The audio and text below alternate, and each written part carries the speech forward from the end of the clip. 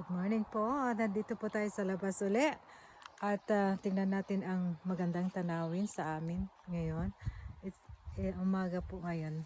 Hindi ako lumabas ng gabi this time. Ngayon po ay umaga naman para makita natin kung paano ang umaga dito sa amin. Ayan. Dito po tayo sa may kalsada at nang makita natin kagandahan ng weather. Ayan po. Napakaganda po ng araw kasi kahapon katatapos lang pong umulan. 2 days po umuulan kaya hindi po ako makalabas at masyado rin pong malamig pag umuulan kasi para po siya talagang ice yung ating yung ulan. Ayan po sa atin na. Ayan.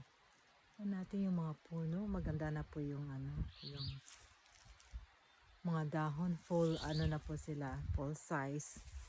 Napakabilis po ng ng panahon talaga. Hindi natin mapigilan yan. Before na malaman natin na naman po siya.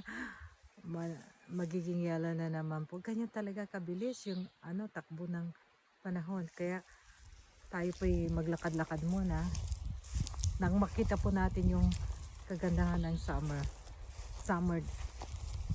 kasi talagang summer dito sa amin ay napakaikli, sobra, kaya namnamin ang bawat sikat ng araw kahit na talagang dahil nasa north po kami, talagang matindi po yung sikat ng araw. Ayan, narinig po natin yung mga ibon, nasasaya din po nila. Kagaya po natin. Ayan. Ano po yan, yung araw, hindi pa siya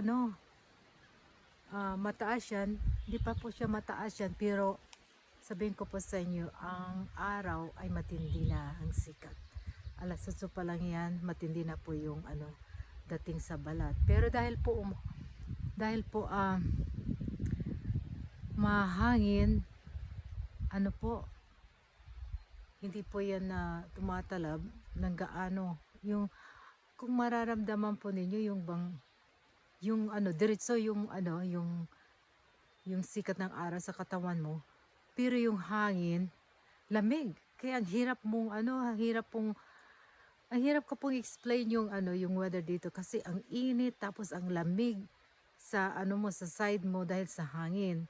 Pero yung diretso sa yung kagaya nito sa likod ko, mainit na po yan. Alas 8 pa lang, mainit na po yan sa likod ko. Tapos yung simoy ng hangin talaga namang malamig. Kaya talaga kung hindi malakas po ang ating resistensya, mapapadali po tayo sa sa cold or makakuha po tayo ng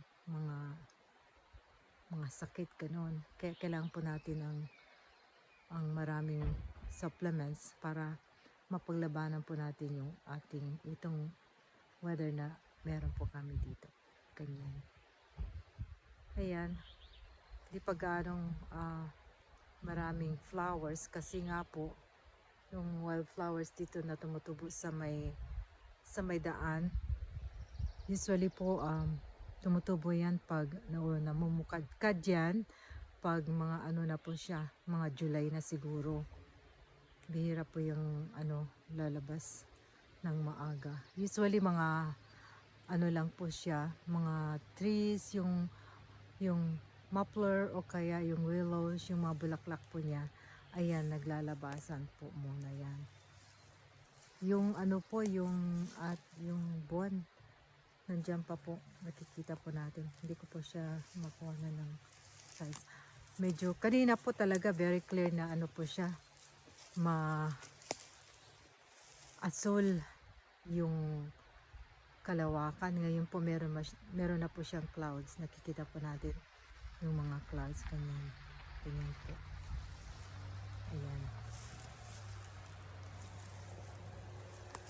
Thank you po sa panonood at magandang buhay po sa lahat.